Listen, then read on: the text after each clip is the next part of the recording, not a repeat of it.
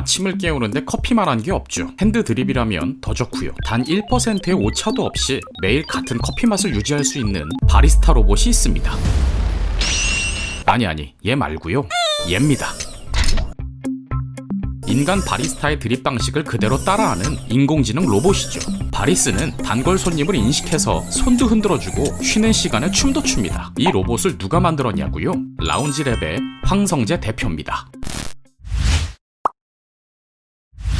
사람들은 그에 대해 이렇게 말합니다. 괴짜 중에 괴짜, 특허만 300건, 특허 중독 발명왕, 뇌에 뭐가 들었는지 진짜 궁금한 사람, 너무 잘나서 조금 재수없다 라고 말이죠. 그는 어릴 때부터 춤과 노래에 빠져 공부 따윈 뒷전이었습니다. 덕분에 고등학교 3학년 때까지 전교에서 꼴찌였죠. 댄스 대회를 참가하기 위해 땡땡이를 치다 우연히 발명대회 포스터를 보게 되는데 포스터엔 이렇게 써 있었죠. 수상자의 하나여 서울시티 투어 제공. 평생을 부산에서만 살아온 그는 대회를 핑계로 서울 구경을 하겠다 마음먹었고 인생 첫 발명을 하게 됩니다. 대회장에서 자신의 발명품에 관심을 보이고 발표에 경청하는 사람들의 모습을 보며 어쩌면 이 일을 내가 즐길 수도 있겠다고 생각합니다. 꼴찌만 하던 문제의 학생이 새로운 세상에 눈을 뜨는 순간이었죠. 대회를 통해 공부에 흥미가 생긴 고3 황성재 군은 전교 1등을 찾아가 이렇게 말합니다. 1년 뒤에 내가 널 이길 거다. 그러니 공부 좀 가르쳐줘.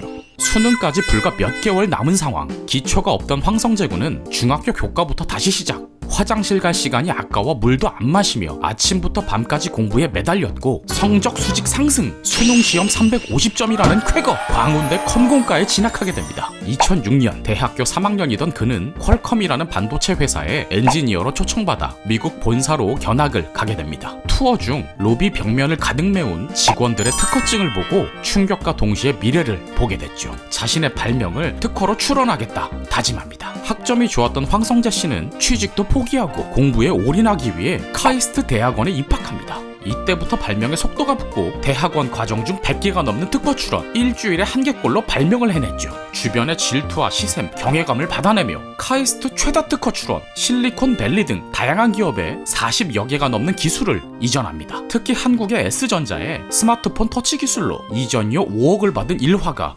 유명하죠. 그렇게 승승장구하던 대학원 시절 황성재 씨의 가치관을 바꿔놓은 하나의 사건이 있었습니다. 삶의 방향을 잃고 좌절하던 학교 후배들을 상담해주면서 후배들에게 건넨 말들이 앞만 보고 달리던 자신에게도 질문으로 돌아오게 되었고 인생에 대한 본질적인 고민을 하게 되었죠. 남은 인생 어떤 일을 하는 게 가장 의미 있을까? 고민 끝에 결과보단 과정이 즐거운 일을 하겠다 다짐했고 대기업의 스카우트, 교수직 제안 등을 거절하며 34살 창업을 결심합니다. 커피 로봇에 이어 아이스크림 로봇까지 협동 로봇이라는 이름으로 사업을 확장 중이죠. 대표님, 앞으로 로봇이 사람들의 일자리를 뺏는 건가요? 그럼 저는 실직자가 되는 건가요? 저는 없어져야 할 노동이 있다고 생각합니다. 위험하거나 물리적으로 반복해야 하는 일들이요. 쓰레기를 구분하고 분리하는 등 사람이 마스크를 쓰고 냄새나는 곳에서 힘들게 하는 일이라거나 바리스타를 대신해서 핸드드립을 해줄 수도 있죠. 커피 내릴 때 가장 힘든 부분이 이 핸드드립인데요. 손목에 무리가 가서 병가 내고 쉬는 분들이 한둘이 아니에요. 로봇이 그 부분을 대신해주니까 손님에게 더 집중할 수 있게 됐죠. 바리스타로서 더 가치 있는 일을 하게 됐달까요? 그가 추구하는 건 일상적 공간의 혁신이라고 합니다. 로봇과 인공지능의 시대, 다가올 미래를 생각하며 사는 남자 황성재 대표의 이야기였습니다.